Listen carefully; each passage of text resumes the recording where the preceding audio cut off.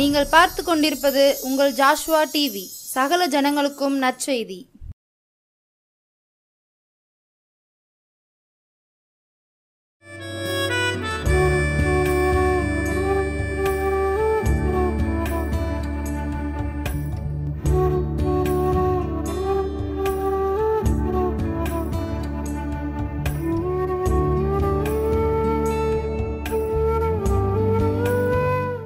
ஆண்டவராகிய இயேசு கிறிஸ்து நாமத்தினாலே உங்கள் யாவருக்கும் என் அன்பின் வாழ்த்துக்களையும் நன்றிகளையும் தெரிவிக்கிறேன். ஆலோசனை நேரம் என்ற அந்த நிகழ்ச்சியின் வாயிலாக அவனுடைய வார்த்தையை கேட்கிற உங்கள் ஒவ்வொருவரையும் கர்த்தர் தாமே அளவில்லாமல் ஆசீர்வதிப்பாராக. இந்த நாளிலும் தேவன் நம்மோடு பேசும்படியா ஆண்டவருடைய முகத்தை நோக்கி பார்ப்போம். எங்கள் அன்பின் பரலோக பிதாவே, உடைய பரிசுத்த வார்த்தைக்காய் நாங்கள் காத்திருக்கிறோம் ஐயா. என்னோடும் எங்களோடும் பேசும், எங்களை உயிர்ப்பியும், எங்களை ஆசீர்வதியும். எல்லா துதியும் உமக்கு செலுத்துகிறோம். அடியாளை மறைத்து நீ வெளிப்படு, இயேசுவின் நாமத்தில் பிதாவே, ஆமேன். இந்த நாளிலும் தேவன் நம்மோடு பேசும்படியாக கொடுத்த அவருடைய வார்த்தை மீகா தீர்க்கதரிசியின் புஸ்தகம் 7ஆம் அதிகாரம் 15வது வசனம். நீ எகிப்து தேசத்திலிருந்து புறப்பட்ட நாளில் நடந்தது போலவே உன்னை அதிசயங்களை காண பண்ணுவேன். ஆண்டவர் சொல்கிறார், உன்னை அதிசயங்களை காண பண்ணுவேன். ஒருவேளை உன்னை அதிசயத்தை காண பண்ணுவேன்னு சொன்னவொடனே நமக்கு ரொம்ப சந்தோஷமாக இருக்கும் அந்த வார்த்தை. ஏன்னா தேவனுடைய அதிசயத்தை என் வாழ்க்கையில் நான் பார்க்க போகிறேன்னு ஆண்டவர் எனக்கு வாக்கு கொடுத்துட்டாருன்னு சொல்லி. ஆனால் ஆண்டவர் சொல்லுகிறார், நாம் நிற்கிற காலம் கடைசி காலம். மறுபடியும் அதை நம்ம கூட ஆண்டவர் சொல்லிக்கிட்டே இருக்கிறார்.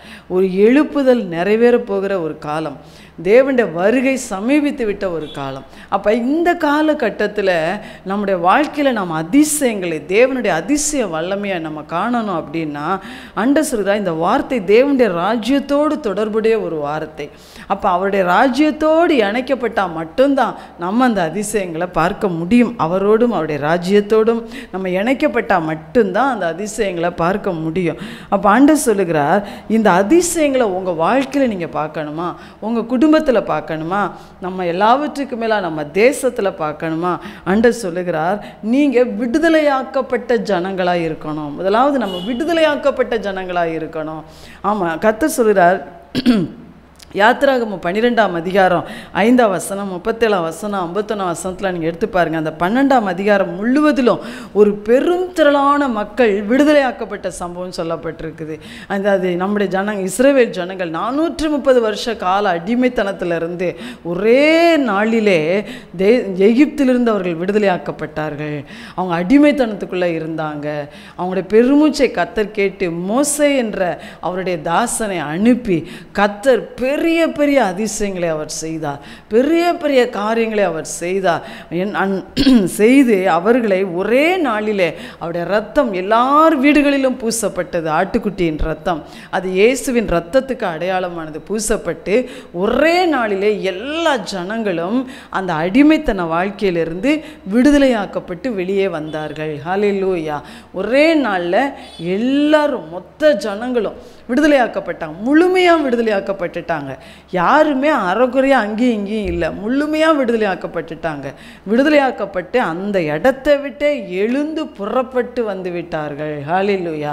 அப்போ ஆண்டவர் சொல்றார், நீங்களும் நானும் கூட எந்த ஒரு எந்த ஒரு பாவத்துக்கும் எந்த ஒன்றுக்கும் அடிமைப்படாமல் 100க்கு 100 விடுதலையாக்கப்பட்டவர்களாய் அந்த அடிமைத்தனத்திலிருந்து எழுந்து புறப்பட்டு கர்த்தரை பின்பற்றுகிற ஜனங்களாய் நாம் இருந்தால் மாத்திரம்தான் தேவனுடைய அதிசயங்களை நம்ம பார்க்க முடியும். அதனால தான் அந்த இடத்துல ஆண்டவர் சொல்றாரு, நீ எகிப்து தேசத்திலிருந்து புறப்பட்ட நாளில் நடந்தது போலவே அப்படின்னு சொல்றார்.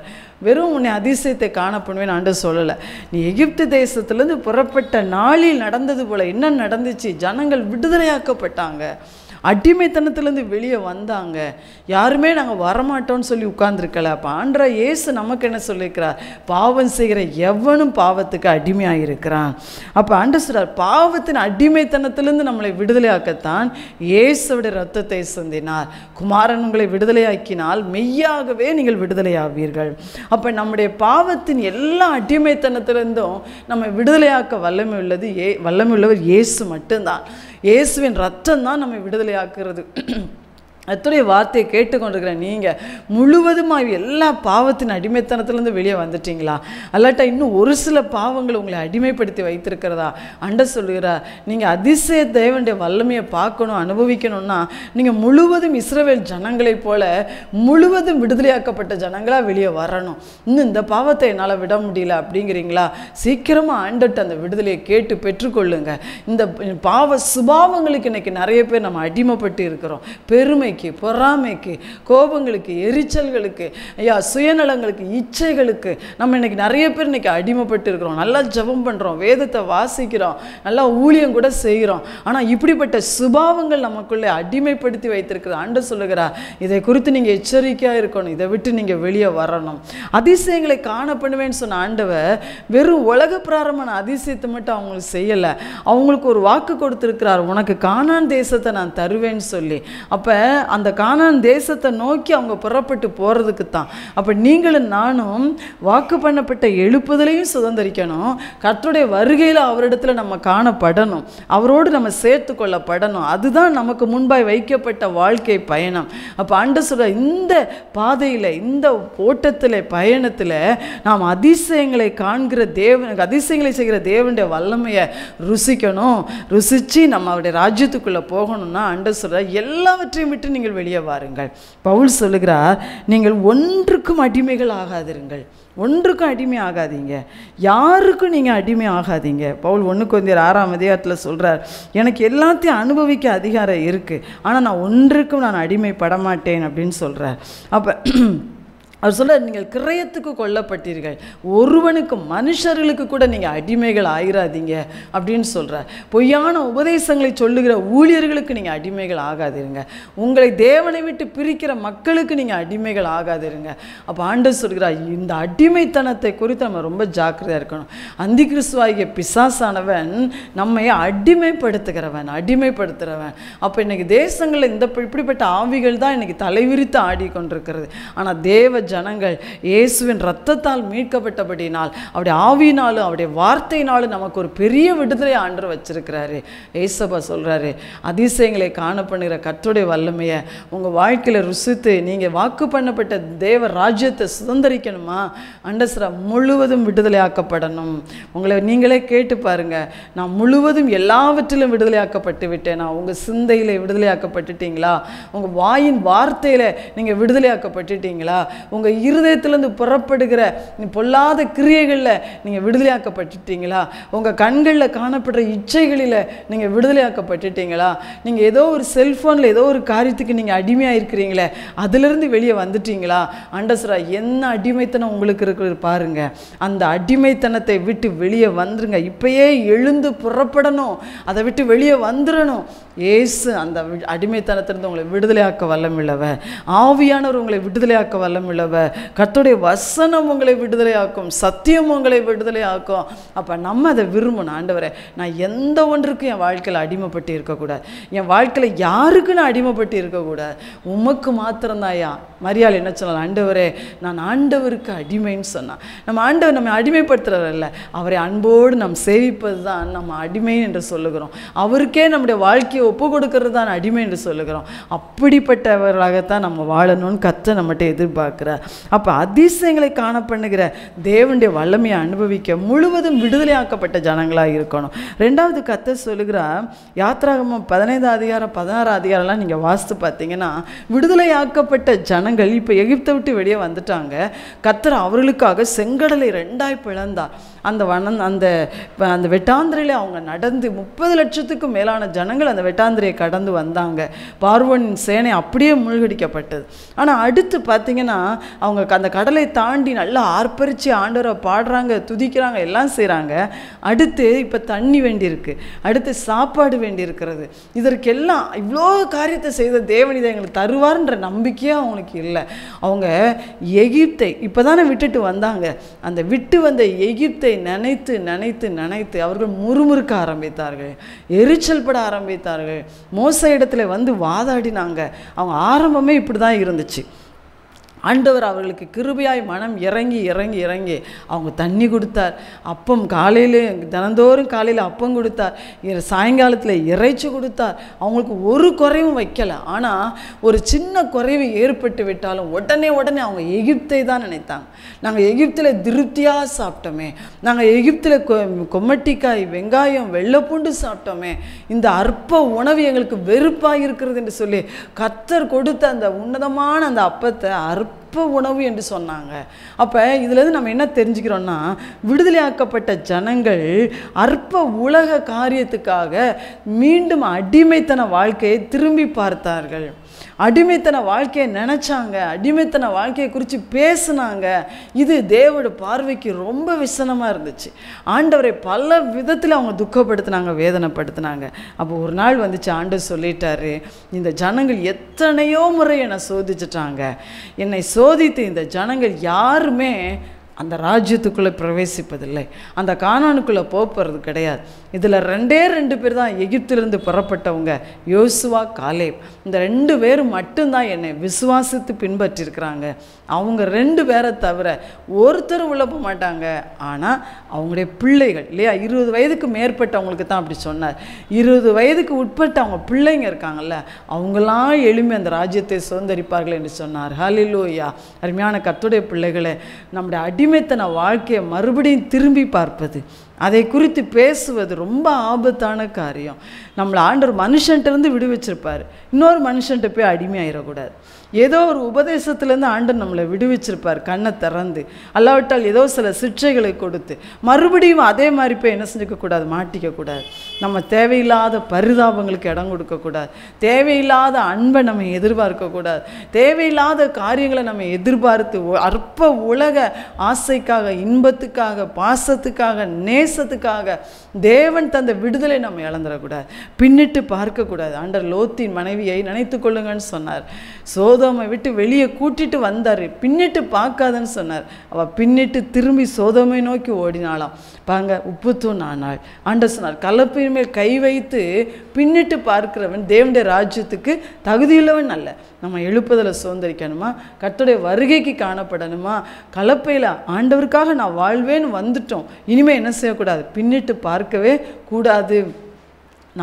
நம்ம பலத்தால் அது முடியாது, ஆனால் தேவனுடைய ஆவியினால் அது ஆகும். கர்த்தர்கிட்ட அதுக்கெல்லாம் நம்ம ஒப்பு கொடுத்து நம்ம ஜெபிக்கணும். ஆண்டவரே, நான் பின்னிட்டு பார்க்கக்கூடாது, நான் திரும்பி பார்க்கக்கூடாது. பழைய அடிமைத்தன வாழ்க்கைக்குள்ளே சாத்தா என்ன செய்வான் தெரியுமா, நீ அடிமை பாவத்திலேருந்து தானே வெளியே நீ வந்துட்டீல, உன்னை ஆவிக்கிற பிரகாரமாய் வேறு அடிமைத்தனங்களுக்குள்ளே உன்னை கொண்டு போகிறேன்னு சொல்லி ஏதோ ஒரு ஊழியருக்கு அடிமையாக்கிடுவான், ஏதோ ஒரு போலியான வஞ்சக உபதேசத்துக்கு அடிமையாக்கிடுவான். அது ஏதாவது ஒரு உலக பிரகாரமாக இன்னைக்கு செல்ஃபோன் நமக்கு ஒரு பெரிய சோதனையான காரியம், அதில் ஏதாவது ஒன்றுக்கு அடிமையாக்கிடுவான். நம்மளை என்னைக்கு அடிமைத்தனத்துக்குள்ளே வச்சுருப்பான். நம்ம அதில் விழிப்பாக இருக்கணும், கவனமாக இருக்கணும். விடுதலையாக்கப்பட்ட ஜனங்கள் பின்னிட்டு திரும்பக்கூடாதுன்னு ஆண்டவர் சொல்லுகிறார். அது மாத்திரம் இந்த கலாத்திய சபை மக்கள் இப்படி தான் இருந்தாங்க. அவங்கள ஆண்டவர் நியாயப்பிரமாண உபதேசத்திலிருந்து விடுவித்து ரட்சித்தார். இயேசுவை பற்றி கொள்கிற விசுவாசத்தினால் அவங்கள ரட்சித்தார். ஆனால் அந்த திருச்சபை மக்களுக்கு இப்படி போலியான உபதேசக்காரங்க உள்ளே போய் மறுபடியும் நியாயப்பிரமாணத்துக்குள்ளேயே அவங்கள திருப்பி அடிமைப்படுத்தினாங்க. அப்போ ஆண்டவர் அவங்கள பார்த்து என்ன சொன்னார், ஆவியிலே ஆரம்பம் பண்ணின நீங்கள் மாம்சத்தில் முடிவடைய போறீங்களோ அப்படின்னு சொல்லி ஆண்டவர் கேட்டார். அப்போ நாம் ரொம்ப எச்சரிக்கையாக இருக்க வேண்டிய காலம். கள்ள போதகர்களுக்கு, கள்ள ஊழியர்களுக்கு, கள்ள தீர்க்கதரிசனக்காரர்களுக்கு, ஒருவேளை யூடியூப்பில் பார்க்குற ஊழியத்தெல்லாம் நம்ம எல்லாத்தையும் பார்த்து எல்லாத்தையும் கேட்டு நம்ம ஒன்றுமில்லாமல் போய்விடாதபடி எல்லா காரியத்துக்கும் ஆண்டவரை நம்ம சார்ந்து, ஆண்டவரை முக்கியப்படுத்தி, வேதத்தை கருத்தோடு வாசித்து ஜெபித்து ரொம்ப கவனமாக நம்மளோட வாழ்க்கையை ஓட்டணும்னு ஆண்டவர் சொல்கிறார். அப்போ பரிசுத்த ஆவியானவரால் நம்ம நடத்தப்படணும். நியாயப்பிரமாண அடிமைத்தனை இன்னைக்கு ஒருவேளை குடியிலேருந்து வெளியே வந்திருப்பீங்க, நீங்கள் விபச்சாரத்துலேருந்து வெளியே வந்திருப்பீங்க, பல்வேறு பாவ பழக்கங்கள்லேருந்து ஆண்டவர் உங்களை படுகொலிலேருந்து தூக்கியிருப்பார். ஆனால் இன்னைக்கு உங்கள் நிலைமை எப்படி இருக்குது பாருங்கள். ஒருவேளை அந்த பாவத்தை நீங்கள் செய்யாட்டாலும் வேறு விதமான அடிமைத்தனத்துக்குள்ளே இருக்கீங்களா, ஆண்டவர் சொல்கிறார், சொல்கிறார், அதை விட்டு நீங்கள் வெளியே உடனே வந்துடணும், சீக்கிரம் நமக்கு இனி காலம் இல்லை, தீவிரமாய் நம்ம செயல்படணும். அப்போ தேவ ஜனங்கள், விடுதலையாக்கப்பட்ட ஜனங்கள் எந்த சூழ்நிலையிலும் நம்ம பின்னிட்டு பார்க்காதபடி கர்த்தரை நோக்கி முன்னோக்கி ஓடணும். பின்னானவைகளை மறந்து முன்னானவைகளை நாடி. யோசுவாவும் காலேபும் பாருங்க, அன்னைக்கு அவங்க கர்த்தர் மேலே வச்ச விசுவாசத்தை விடவே இல்லை, அவங்க பின்னிட்டு பார்க்கவே இல்லை. அதனால பாருங்க, யோசுவாவே அந்த யுத்த சேனைக்கு தளபதியாய் கர்த்தர் வச்சார். காலேபை ஒரு பெரிய விசுவாசம் உள்ள வீரனாய் அவர் அந்த யுத்தத்தில் சுதந்திரிச்சார். அவங்க 2 பேரும் இந்த இளம் தலைமுறை சந்ததிகளை தலைமை ஏற்று நடத்தி கொண்டு போகிறாங்க. பாருங்க, கர்த்தர் பலத்த அதிசயங்களை செய்கிறார். 31 ராஜாக்களை ஆண்டவர் முறியடிக்கிறார். பயங்கரமான ராட்சதர்கள், பயங்கரமான கொடியவர்களெல்லாம் அவங்க முறியடிக்கிறாங்க. ஆண்டவரே இறங்கி வந்து யுத்தம் பண்ணுகிறார். இவங்க யுத்தம் பண்ணி ஜெயித்ததை விட ஆண்டவர் அவருடைய ஆயுதங்களை அனுப்பி பண்ண யுத்தம் நிறையா. இஸ்ரவேல் ஜனத்தோடு கூடயே இருந்து யுத்தம் பண்ணி தேசங்களை அவர் சுதந்திரிக்க வைத்தார். ஹல்லேலூயா. அப்போ பாருங்க, அவங்க வனாந்தரத்தில் இந்த ஆனால் விடுதலையாக்கப்பட்டு பின்னிட்டு பார்த்த ஜனங்களோ 40 வருஷம் வனாந்தரத்திலே இருந்து செத்து போனாங்க. ஆண்டவர் சொன்ன வார்த்தையின்படியே அதில் ஒருத்தர் கூட மீதி கிடையாது, யோசுவாவையும் காலேபையும் தவிர. அப்போ நாமும் கூட ரட்சிக்கப்பட்டோம், அபிஷேகம் பண்ணப்பட்டோம், விடுதலையாக்கப்பட்டோம். ஆனால் கடைசி நேரத்தில் தேவ ராஜ்யத்தை இழந்துடக்கூடாது. பின்னிட்டு பார்த்து ஏதோ ஒன்றுக்கு அடிமையாகி, ஏதோ ஒரு மனுஷனுக்கு அடிமையாகி, ஏதோ ஒரு பாசத்துக்கோ உலக இன்பங்களுக்கோ ஏதோ ஒன்று விட முடியாமல், இதெல்லாம் ஒன்றும் இல்லை, அதனாலலாம் ஒன்றும் இல்லைன்னு சொல்லி சொல்லி சொல்லி ஆண்டவர் உங்கள்கிட்ட எத்தனையோ முறை பேசியும் கூட நீங்கள் அதுக்கு கீழ்ப்படியாமல் இடம் கொடுத்து நீங்கள் பின்னிட்டு போயிடாதீங்க. கடைசி நேரத்தில் தேவ ராஜ்யத்தை நம்ம இழந்து போயிடுவோம். ஆனால் நம்ம பிள்ளைங்களாம் எழும்பி கர்த்தருடைய ராஜ்யத்தை சுதந்திரிச்சிருவாங்க. பின்னிட்டு வருகிற இந்த சகோதர சகோதரிகள்லாம் கர்த்தருடைய ராஜ்யத்தை சுதந்திரிச்சுவாங்க. அப்படிப்பட்ட பரிதபிக்கப்பட்ட நிலைமைக்கு நம்ம போயிடக்கூடாது. அப்போ தேவனுடைய அதிசய வல்லமையை தொடர்ந்து அவருடைய ராஜ்யம் வருகிற வரை நம்ம தேசத்தில், நம்ம குடும்பங்களில், நம்ம தனிப்பட்ட வாழ்க்கையில் பார்க்கணும்னு ஆண்டு சொல்கிறார். விடுதலையாக்கப்பட்ட நீங்கள் பின்னிட்டு பார்க்காதீங்க. ஒருவேளை பின்னிட்டு பார்த்து கொண்டிருந்தால் உடனே மனம் திரும்புங்க, உடனே அதனை விட்டு வெளியே வாருங்கன்னு ஆண்டு சொல்கிறார். அடுத்து பாருங்க, ஆண்டவர் அவங்களுக்கு அன்னைக்கு சொன்ன மாதிரி நமக்கு இன்னைக்கு சொல்லலை, நீ உள்ளே வர முடியாது அப்படி சொல்லலை.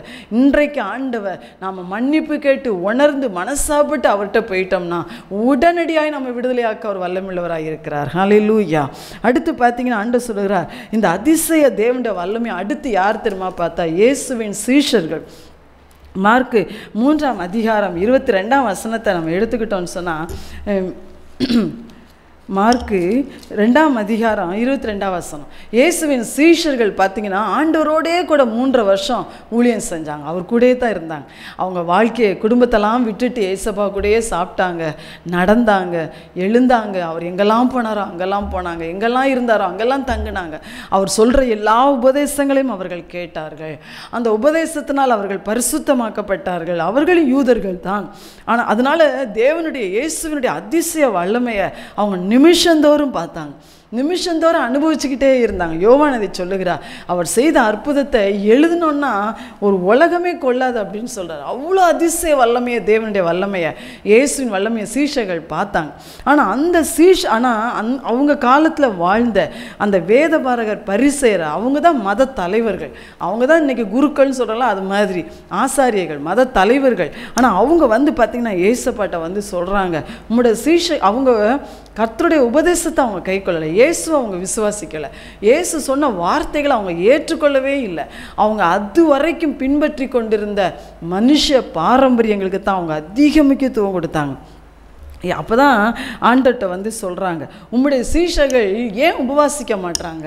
யோவானுடைய சீஷர்கள் உபவாசம் பண்ணுறாங்க, பரிசேயருடைய சீஷர்கள் உபவாசம் பண்ணுறாங்க, ஆனால் உம்முடைய சீஷர்கள் ஏன் உபவாசிக்கலை அப்படின்னு கேட்குறாங்க. அப்போ தான் ஏசப்பா சொல்கிறார் 22ஆம் வசனத்தில், ஒருவனும் புது திராட்சரசத்தை பழந்துருத்தியில் வார்த்து வைக்க மாட்டான், வார்த்து வைத்தால் புது ரசம் துருத்திகளை கிழித்து போடும், ரசமும் சிந்திப்போம், துருத்திகளும் கெட்டுப்போம். புது ரசத்தை புது துருத்திகளில் வார்த்து வைக்கணும் அன்று முதல்ல அவங்க சொல்கிறாரு. மணவாளன் இப்போ அவங்க கூட தான் இருக்கிறாரு, அதனால் அவங்க உபவாசிக்கலை. மணவாளன் எடுபட்டு போவார், அந்த நாளில் அவங்க உபவாசிப்பாங்கன்னு சொல்லிட்டு ஏசப்பா சொல்கிறாரு, புது திராட்சரசத்தை பழைய துருத்தியில் வார்த்து வைக்கக்கூடாது. இயேசுவின் உபதேசம் தான் புதிய திராட்சரசம். ஆமாம், அந்த புது திராட்சரசத்தின் உபதேசத்தை பழைய துருத்தியில் வார்த்து வைக்க முடியாது. அப்படின்னா என்ன? பழைய பாரம்பரியம், பழைய சம்பிரதாயங்கள், இதுக்கு தான் அவங்க ரொம்ப முக்கியத்துவம் கொடுத்தாங்க. ஏன் உங்கள் சீஷர்கள் கை கழுவாமல் சாப்பிட்றாங்க? ஏன் உங்கள் சீஷர்கள் அடுத்து பார்த்திங்கன்னா வசனத்தை வாசித்திங்கன்னா பயிர்கள் வழியாக ஆண்டவர் அவங்கள கூட்டிகிட்டு போகும்போது அவங்க பசினால் அந்த பயிரை எடுத்து கொய்து சாப்பிடுவாங்க. ஏன் ஓய்வு நாளில் செய்யத்தகாதது நம்முடைய சீஷர்கள் செய்கிறாங்க அப்படின்னு சொல்லி கேட்பாங்க. அப்போ பார்த்திங்கன்னா அவங்க எவ்வளோ தூரம் மோசமாக இந்த பாரம்பரியத்துக்கு சம்பிரதாயத்துக்கு இடம் கொடுக்குறாங்க. கர்த்தருடைய ஜனமே, இன்னைக்கு நம்ம எப்படி இருக்கிறோம்? நம்மளும் புதிய துருத்தியாய் மாறிய ஆகணும். நம்மளும் நம்முடைய முன்னோர்களுடைய பாரம்பரியங்கள், சம்பிரதாயங்கள் இதெல்லாம் கடைப்பிடிக்கணும்னு தீவிரம் உள்ளவர்களாய், அதில் நம்ம விருப்பம் உள்ளவர்களாய், அதில் ரொம்ப ஈடுபாடு உள்ளவர்களாய் நம்ம காணப்படுவோம் என்றால் இயேசு கொடுக்க போகிற அந்த புதிய ரசமாகிய அந்த எழுப்புதலின் அபிஷேகம், அந்த எழுப்புதலின் அக்னியை நம்ம பெற்றுக்கொள்ள முடியாது. நம்முடைய வாழ்க்கை ஒரு புதிய துருத்தியாய் மாறிய ஆகணும். ஹல்லேலூயா. அப்போ மாறின இயேசுவின் பாரம்பரியங்களுக்கு முக்கியத்துவம் கொடுக்காம இயேசு கூடயே இருந்து அவருடைய உபதேசத்தை பின்பற்றின சீஷர்கள் மேலே தான் அந்த அக்கினி போடப்பட்டுச்சு. அவங்கள கொண்டு தான் கர்த்தர் அவருடைய அதிசய வல்லமையை, அவருடைய அற்புத வல்லமையை ஜாதிகள் மத்தியில் வெளிப்படுத்தினார். இன்னைக்கு வரைக்கும் அதை தான் கர்த்தர் செய்து கொண்டிருக்கிறார். யார் இயேசுவின் உபதேசத்தை பின்பற்றி அவரை பிரியப்படுத்தி செயல்படுறாங்களோ, அவர் சித்தம் செய்கிறாங்களோ, அவங்கள கொண்டு தான் அவர் அதிசயங்களை செய்கிறார். அவங்க வாழ்க்கையில் தான் தேவன் அதிசயங்களை செய்கிறார். அப்போ ஆண்டவர் சொல்கிறார், நீங்களும் நானும் கடைசி நாட்களில் எழுப்பதில் நின்று கொண்டிருக்கிறோம். கர்த்தருடைய வருகைக்காய் நாம் காத்து கொண்டிருக்கிறோம், ஆயத்தப்பட்டு கொண்டிருக்கிறோம். ஆண்டவர் சொல்லுகிறார், உங்கள் துருத்தி, உங்கள் வாழ்க்கை பழைய துருத்தியாக இருக்கக்கூடாது. பழைய கால பாரம்பரியம், பழைய கால சம்பிரதாயம் இதுக்கெல்லாம் முக்கியத்துவம் கொடுக்காம நானுடைய வருகைக்கு காணப்படணும். எழுப்புதல் எங்கள் தேசத்தில் வரணும். அதில் என் பங்கை நான் நிறைவேற்றணும். ஆண்டவரை என்னை அதுக்கு ஆயத்தப்படுத்தும், என்னைய என் குடும்பத்தை அதுக்கு தகுதிப்படுத்தும், என்னை பரிசுத்தப்படுத்தும், உங்கள் ராஜ்யத்துக்கு பங்குள்ளவர்களாக எங்களை மாற்றும் என்று சொல்லி கர்த்தருடைய மேலான காரியங்கள் மேலேயே நம்ம சிந்தை உள்ளவர்களாகவும் கவனம் உள்ளவர்களாகவும் சில நேரங்களில் சின்ன சின்ன பாரம்பரியங்களை நிறைவேற்றலைன்னு சொல்லி நம்ம எவ்வளவோ குடும்பங்களில் அதுக்கான எவ்வளோ பிரச்சனைகளுக்கு நம்ம இடம் கொடுத்துட்றோம். ஆனால் ஆண்டவர் சொல்கிறார், பாரம்பரியங்களோ சம்பிரதாயங்களோ பழைய கற்பனைகளோ நியாய பிரமாணங்களோ எல்லாமே சிலுவையில் அறையப்பட்டு விட்டது. இயேசு சொல்கிறார், என்னுடைய உபதேசத்தை கை கொண்டு என்னுடைய சித்தத்தை செய்கிறவன் மாத்திரம்தான் அந்த தேவ ராஜ்யத்துக்குள்ளே பிரவேசிக்க முடியும். அப்படி வாழ்க்கையை நடத்துகிறவங்க வாழ்க்கையில் தான் அதிசயங்களை பார்க்க முடியும். அவங்க தான் அந்த அதிசய தேவனுடைய வல்லமையை ருசிக்க முடியும், மக்கள் மத்தியில் வெளிப்படுத்தவும் முடியும், தேசத்திலே தேவன் செய்ய போகிற பெரிய காரியங்களை அனுபவிக்கவும் முடியும் என்று சேனைகளின் கர்த்தர் நம்மை பார்த்து சொல்லுகிறார். அதனால் ஆண்டவர், என் வாழ்க்கையில் பாரம்பரியம், சம்பிரதாயம், பழைய காரியங்கள், பழைய புளிச்ச காரியங்கள் எது இருந்தாலும் என்னை விட்டு அதை அழிச்சு போட்டுருங்கப்பா. உம்முடைய புதிய ரசத்தை நான் எனக்குள் பெற்றுக்கொள்கிற புதிய துருத்தியாக என்னை மாற்றிவிடும். நீங்கள் ஜெபம் பண்ணுங்க. ஆண்டவர் நம்மை அப்படி மாற்றிடுவார். நமக்குள் அப்படிப்பட்ட காரியங்கள்லாம் அவர் தூக்கி எறிஞ்சிருவார். நம்ம ஜெபம் பண்ணுவோமா? எங்கள் அன்பின் பரலோக பிதாவே, உம்மை நன்றியோடு ஸ்தோத்திரிக்கிறேன். எங்களை ஆண்டவரே அதிசயங்களை காணப்படுகிற தேவனாக நீங்கள் இருக்கீங்கப்பா. அதற்கு உம்முடைய ஜனங்களாகிய நாங்கள் எல்லா விதத்தில் விடுதலையாக்கப்பட்டவங்களாக இருக்கணும். இதை கேட்டுக்கொண்டிருக்கிற உம்முடைய ஜனங்கள் இன்னும் எதிலெல்லாம் அடிமையாக இருக்காங்களோ அது எல்லாவற்றிலிருந்து குமாரனாகி இயேசுவே உம்முடைய ஜனத்தை நீ விடுதலையாக்கும்படி நாங்கள் ஜெபிக்கிறோம் ஐயா. விடுதலையாக்கப்பட்ட ஜனங்கள் மீண்டுமா எந்தெந்த இடத்துல அடிமைத்தனத்துக்குள்ளே சிக்கியிருக்கிறாங்களோ, எந்தெந்த இடத்துல பின்னிட்டு பார்த்து கொண்டிருக்கிறாங்களோ அதை ஆவியானவர் ஒவ்வொருவருக்கும் கண்டித்து உணர்த்தி அதை விட்டு கர்த்தர் அவர்களை விடுதலையாக்கும்படி நாங்கள் ஜெபிக்கிறோம் அப்பா. இயேசுவே உம்முடைய ராஜ்யத்துக்கு எல்லாரையும் தகுதிப்படுத்தும். உம்முடைய புதிய ரசமாகிய அந்த அபிஷேகத்தை, அந்த அக்னியை, ஆண்டவரே அந்த வல்லமையை நாங்கள் ஒவ்வொருவரும் பெற்றுக்கொண்டு உம்முடைய ராஜ்யத்தை சுதந்திரிப்பதற்கு புதிய திருப்திகளாக எல்லாரையும் மாற்றும். நீர் அப்படி செய்வதற்காக நன்றி. உம்முடைய அதிசய வல்லமை எங்கள் தேசத்தில், எங்கள் குடும்பத்தில், எங்கள் வாழ்க்கையில் காண கிருபை தாரும். இயேசுவின் நாமத்தில் பிதாவே, ஆமென்.